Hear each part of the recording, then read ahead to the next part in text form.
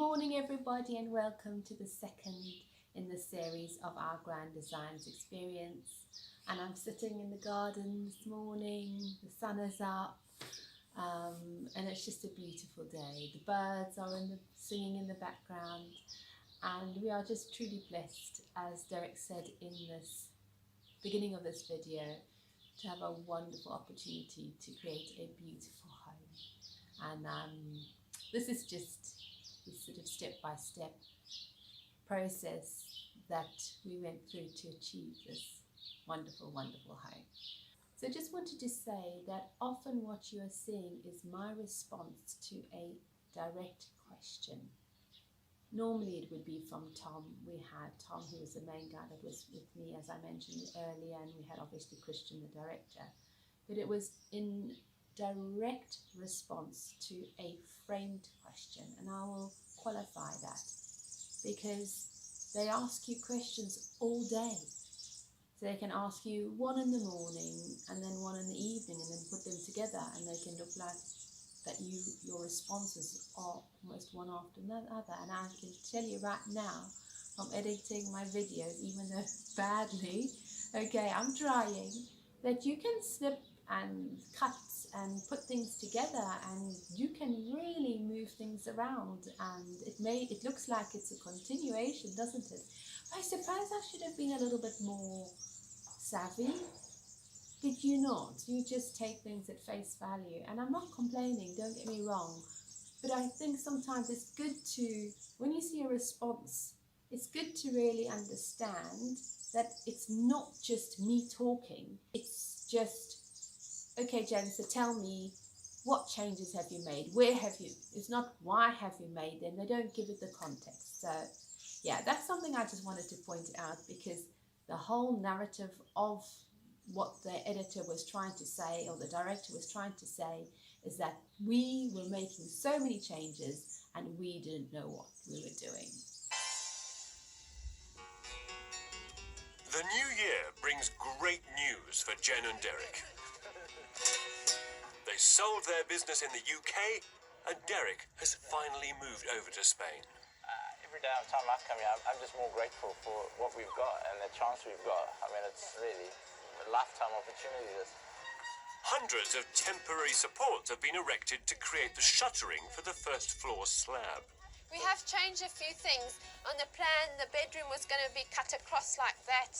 We've now cutting it across at a 90-degree angle rather than at a diagonal. Downstairs, we've pushed some of the doors forward. Derek and Jen haven't even resolved the layout of this house. They're making changes to walls when the first floor slab has already been poured. We have glass all the way around the property, from the winter lounge through to the front glass doors to the summer lounge there. And it is split level, and it is the levels are divided by 2 stairs. Okay. So if you can imagine, can you see those 2 pillars there? That is where the glass doors were going to go. The only way to show you and demonstrate to you why it would be a stupid place to put the glass doors is if I walk it. Right, I've got 2 stairs. Can you imagine if I put a child and running now? 1, 2. I'm right here. Smack bang into the glass door. In fact, that would be my face, and I would have the glass door right there. I suppose I don't need to really explain it, do I? Any sensible person would draw that conclusion. It is dangerous. It is stupid design. So all we did is we just moved the entrance 2 paces. 1, 2. So if we look back here, we have a decent space between the stairs and a glass door. And there are the 2 pillars. Where were we going to put the door, Derek? This is all happening too late. The plans to which the builders are working have already been agreed by Jen and Derek and drawn up by their Spanish architect. Personally, I think it's a very poor reflection on the Grand Designs team here in this specific commentary. It just doesn't hold up, it doesn't stack up. The theory on the plan is marvelous, but there's always the reality on the ground where suddenly your perspective or perception of things varies slightly, or even the builder, he's actually making suggestions. Why don't you do this? You know, which is fantastic. He's thinking about the project. I don't know. Their main contractor, and Hell, is supervising any alterations they make to the plans. Unlike me, he's not fazed by Derek's free-form approach. Sí, ahí ahora mismo llevamos la que es la escalera central que sube a la planta alta. Y además que la fase que estamos de obra, las complicaciones llegarán un poco más adelante. Ahora es más un poco sobre plano y no va nada casi fuera de lo normal. Jenny and I were talking, entrada. I just hope Derek and Jen keep any alterations to a bare minimum.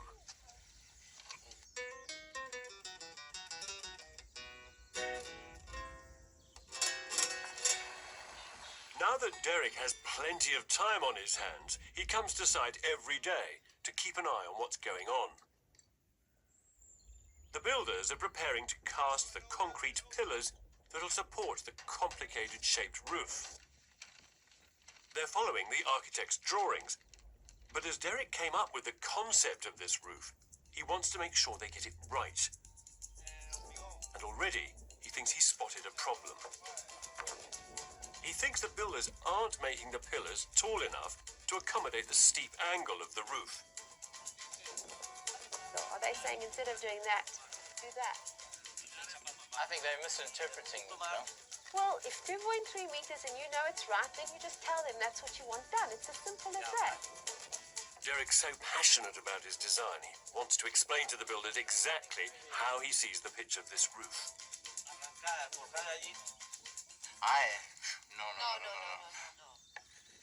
Inclinado, there.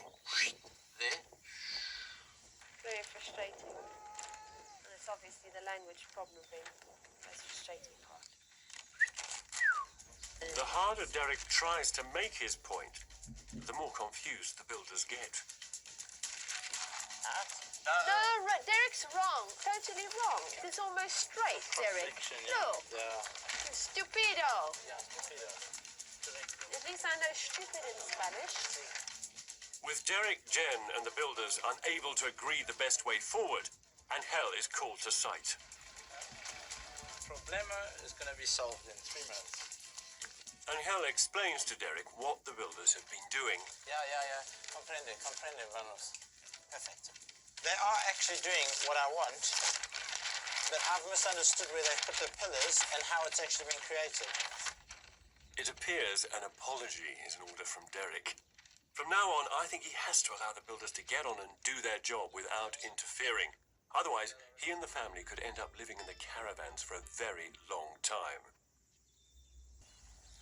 Derek, will you come and explain something to me that I don't understand? I will make an attempt to. Well, I'm not a technical expert. No, it's your house, though. Come on. Now, on the right-hand side, there's a pillar, concrete poured, with 4 reinforcing bars sticking out the top of it. And the roof, is just sliced off. It doesn't look as though the roof's going out to join it. What's going to happen there? Oh, that's so easy to explain away. It was built by mistake. So, that's not meant to... The column's not meant to be there. No, 10 minutes and they'll have that removed. Yeah, okay. Right, okay. Okay, so Derek's just walked in and I thought I would let him have something to say on the whole roof debacle. Go. I guess what you're referring to is the famous pillar that Kevin quizzed us upon. Well, quite frankly, all he was doing is making a massive meal out of something that he already knew when he asked the question that had been put up in error. But in error by who? By the builders, actually. And quite interestingly, had they followed Kevin's advice and stuck to the plan, they wouldn't have built it. Yeah, that's... What more can you say? What this project is missing is the input of the architect.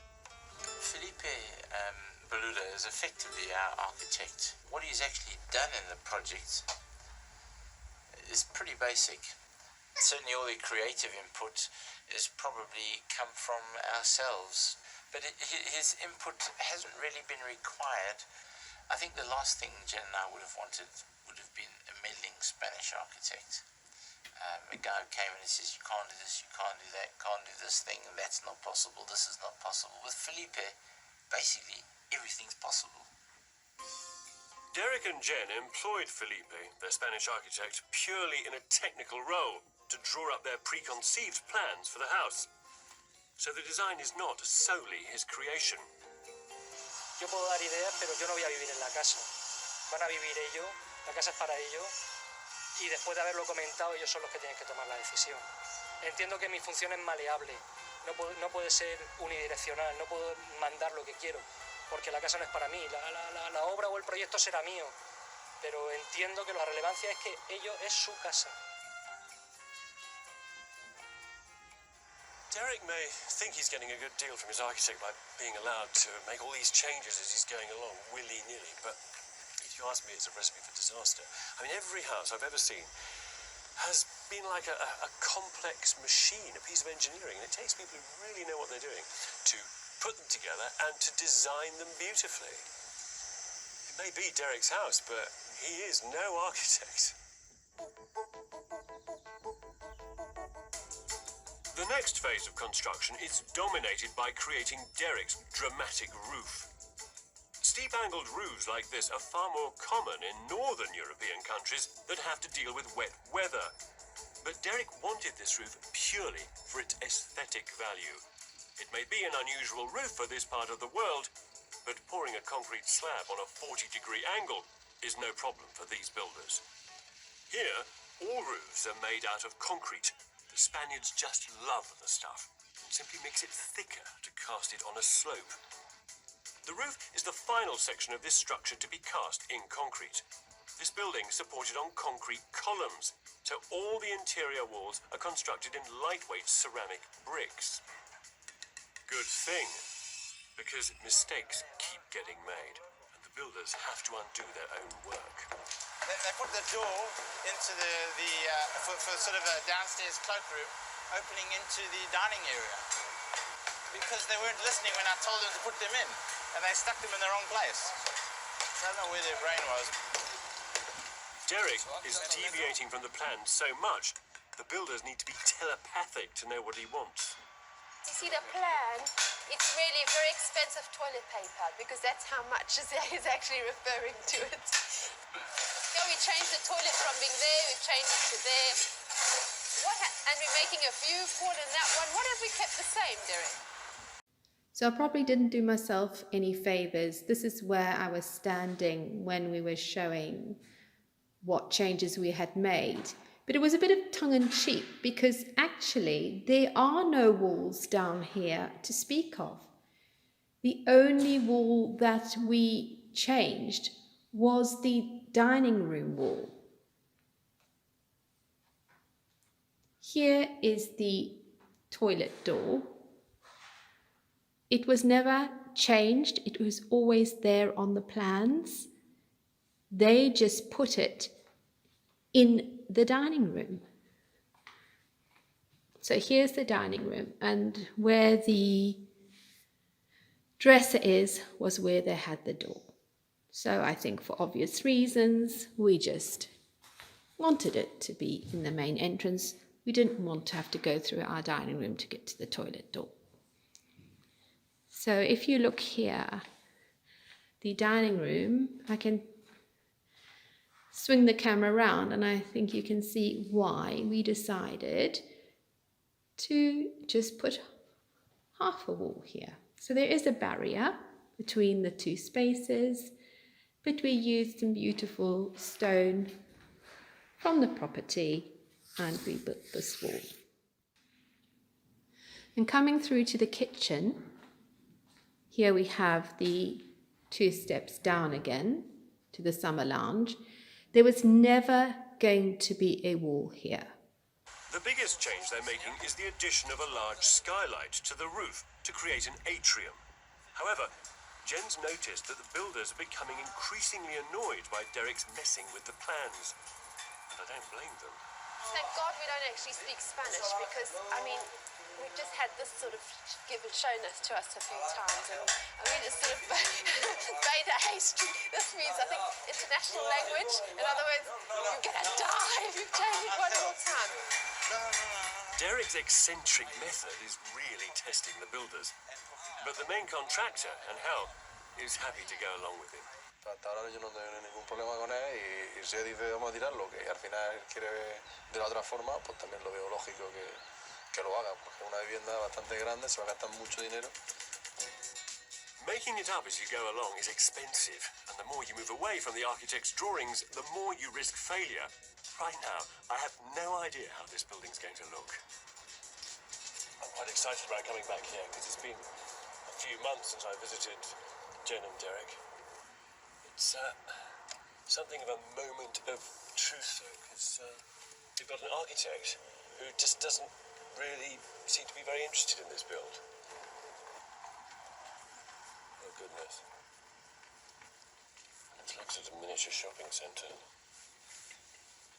Oh, one of those hotels that get put up and get called something like, Lakeside Inn.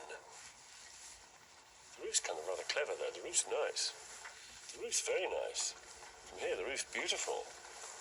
But a house isn't just a roof. There's Derek. Hiya. It's nice to see you. And how are things?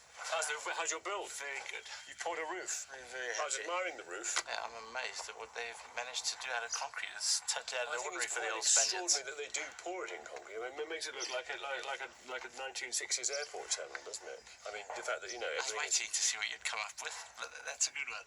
Well, I thought that or a large dog kennel. Dog kennel. How involved is the architect? Has he been down? He's been down. Has he? I think. Goodness. Yeah. Really? How many times? Once, actually, I've seen him. You see, I'm not unhappy because it's enabled me a free flow. He said use the plan as a guide. We've done just that. Use the plan as a guide. It's merely a map. Despite the dynamic roof and some interesting shapes, this place is in danger of becoming less than the sum of its parts. It's a bit later in the day now, and it's been quite a interesting little part to... It's been quite tiring, actually, but it has been enjoyable. And what I did take from that is that Derek actually had a really good relationship with Kevin. He had a lot more banter, a lot more tongue-in-cheek. And I think you can even see the way that we were interacting with the builders, what I was saying, it was really quite, it was done in a joking manner, and I think perhaps that's what it really needs to be reflected on, and that was it was fun.